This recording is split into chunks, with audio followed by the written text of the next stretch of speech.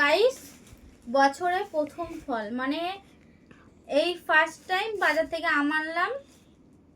আর এর আগে অবধি বাপের বাড়ি থেকে আম পাঠিয়েছে, আমার শ্বশুরবাড়ির গাছের আম ছিল, সেগুলো খেয়েছি। তো তোমার দাদাভাই ফার্স্ট টাইম বাজার থেকে আম আনলো, তো তাও ষষ্ঠীর 7 দিন আগে। আমি এই আমটা খুব ভালো খাই, মানে কি বলবো, আমি কেন, তোমার দাদা কেন, মেয়ে কেন, সবাই একটু ভালো খাই। এই ফজলি আম বলে যত সম্ভব ওই আমটাকে। তো এই আমটা খুব ভালো খাই আমি।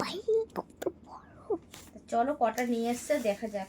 আর একটা গিফট আছে, গিফট হচ্ছে এই যে আঙুর গাছ। এটা কিন্তু আমার নয়, এটা আমার বাবার জন্য নিয়ে এসছে।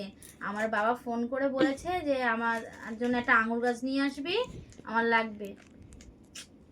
তোমাদের দেখিয়েছি আমাদের দেশের বাড়ি সুন্দরবন, তা ওখানটাই আঙুর গাছ লাগাবে।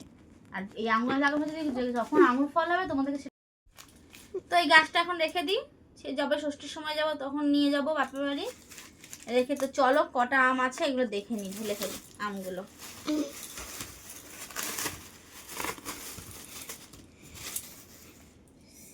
বাবা, এতে একটা না, দু রকম টাইপের আম আছে, একটা বড় একটা ছোট। এটা বড় পাটাকা, একটা ছোট পাটাকা।